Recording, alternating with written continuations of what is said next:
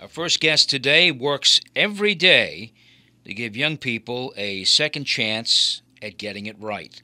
Gloria Williams of the YouthBuild program, probably a strong believer in giving people a second chance, and more often than not, they'll get it right. Gloria, welcome.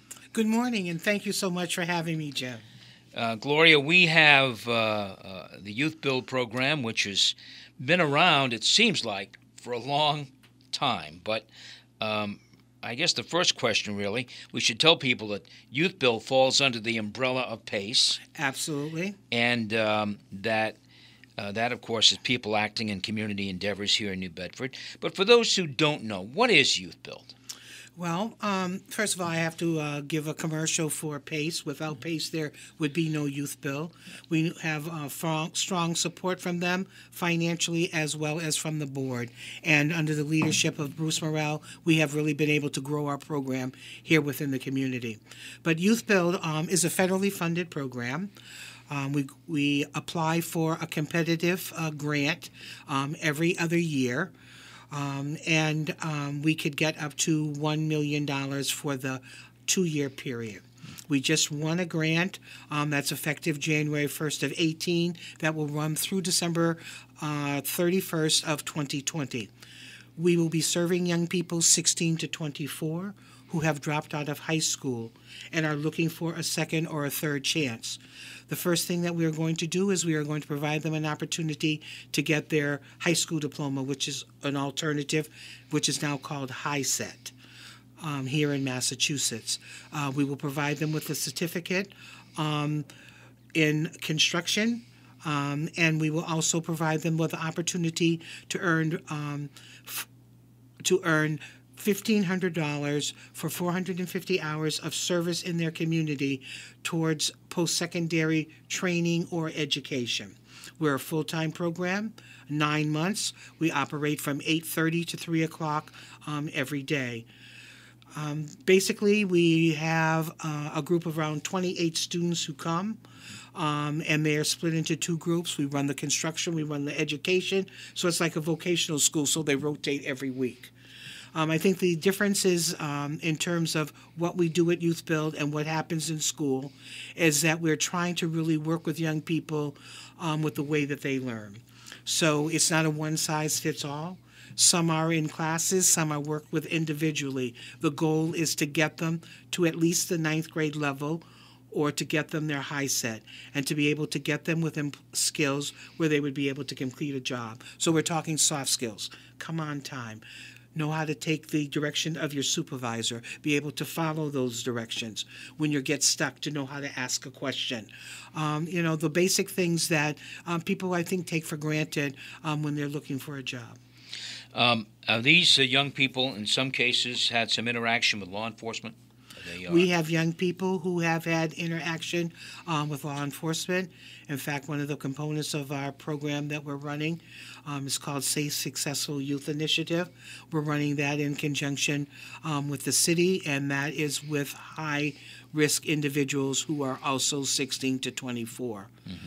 I would say that having interaction with law enforcement could be a good thing, it could be a bad thing. Sometimes it gives people that little push that they need to see that they need to change direction in their lives. Sometimes it takes people a little longer to figure that out. I think that one of the things that I always say is that when you're young, you don't always make good choices. But now those choices live with you for a long time and affect opportunities that you have. And I think that's the biggest message that we need to give to young people, that the easy buck today could be a harder buck later. Sure enough. The educational component here, as you mentioned, these are kids, in some cases, who dropped out of high school or left high school for whatever reason. How do we get them to appreciate education? I mean, part of it is getting them to get their head turned around about education, isn't it? That's what this program is supposed to do, anyway. I think that, based on their experiences in school is the attitude they come to us with. I think just time and having them be successful to get them to see that they can do. when they have been told many times that they can't. That I think they come afraid of education, not what it can do for them, but what it hasn't done for them. So I think that the appreciation comes from within. There's really nothing that we can do about it except to show them and to get them to change their attitude about it. I think that we also try to get them to increase reading so that they could expand their base. Also, we try to do some trips out of the community. So many of our young people have not been out of their neighborhood. They have no idea what exists outside of the city of New Bedford. It's the motivation to want to do better, that there is opportunity. And I think that, like we try to raise our YouthBuild members as we raise our children that we have had. The exposure is what's really important for our kids to supplement the education that they get. And that exposure is something that they haven't had. So we laugh and we talk about, sending our girls to dance and soccer and field hockey and all of those activities that we get up early and Saturday morning to go and watch in the field in the cold. The kids that we haven't had that experience, and those are the experiences that they need to see in order to have a better opportunity in their life. What sort of staff do you have for Gloria? It's more than you to do all of that. There is absolutely more than Gloria. Without the staff, there would be no YouthBuild. I think that YouthBuild could survive without Gloria based on the role that I have in the program. Our staff are people who have been down the road that many of our young people have come down. I think that that's important because they know what these young people have been up against their life. Also, it's easier for us to say to kids about change because we've been there, we've done that. It's not a textbook approach. I think, that the education that our staff has, some of it is formal.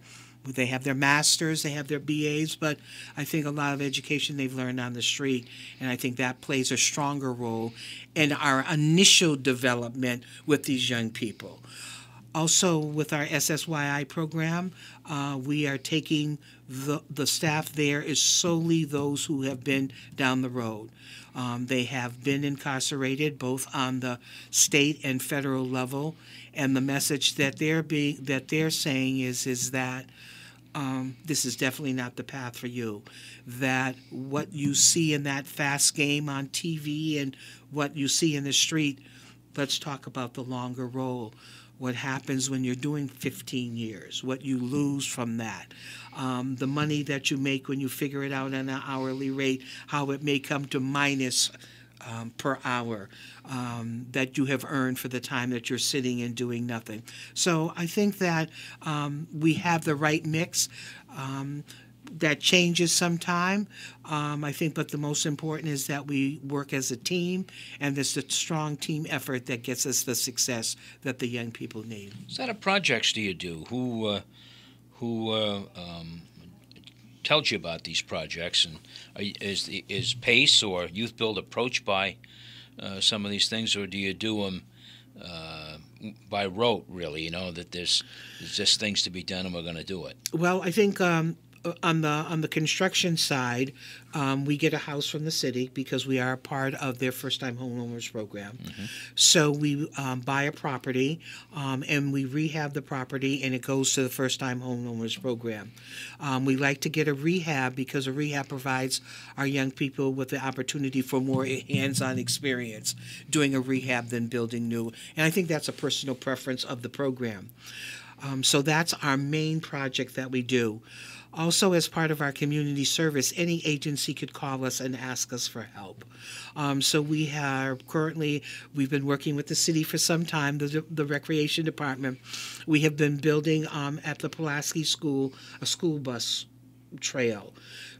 So they were having a problem with congestion with the buses pulling up in front of the school. So they have come up with an alternative where the kids could come in through the back way. So we've built a school bus that goes through the trail that goes through the woods for them. And it's also an outdoor classroom for them. So that was one of our major community service projects this year. We have worked at Buttonwood Park. We have worked... I don't even know. We've done so much. We've worked for the city. We've painted street poles, fire hydrants, just anything to get experience, also to clean up our city. I think that it's important for the young people that we work with to know about giving back, to making amends for some of the things that they've done, to have ownership in their community. I think so many of them don't really feel that they are a part of the community. And this is how we get them to understand what a community is all about. It is about a give and take. Also, we're located in the old St. Mary's building. We have done a lot of work on that. We've been there for 5 years, and that is, our castle over there. And we work in our neighborhood so that, the blocks in our neighborhood, we take responsibility. We shovel snow, we clean it up. There are some elderly people there. We take responsibility for them. We have a garden project that we run every year, and we provide a free farmers market in conjunction with the Red Cross because, they have a weekly food pantry there. Sure. So we're able to provide fresh vegetables, for some of the folks who come there. So anything that we could do to show that we are part of the community and to participate in the community. I think that's what's most important. So projects go either way. People call us or we approach people about things that we see that we like to do. It appears there's no lack of things to do. If you've been riding around the community, sure, you'll see that there's quite a bit that still needs to be done. So when people talk about programs like this, they generally want to know about results. They generally say, are there success stories? Are there people who've turned their lives around? Is everybody a success story? I would probably say no, that doesn't happen. But tell me about a success story or two that can, we need to hear more about successes always. So what can you tell us about that? Well, yeah, we do need to hear more about successes, absolutely. And no, we're not successful all of the time. Seeds don't always come up at the same time. So short term, less seeds, longer term, more seeds. So I think that I'll tell you 2 success stories. One of the staff people there at YouthBuild started out in the program as a, she was pregnant. She came through the program to get her high school diploma. She was very strong on construction, very strong-willed. She finished the program. She did a second year with us as a senior graduate. We don't run that program anymore. She left us and went to Atlanta, Georgia, and did some things there, and got some more education, got some experience, and came back, and now she's probably our strongest case manager that we have in our program.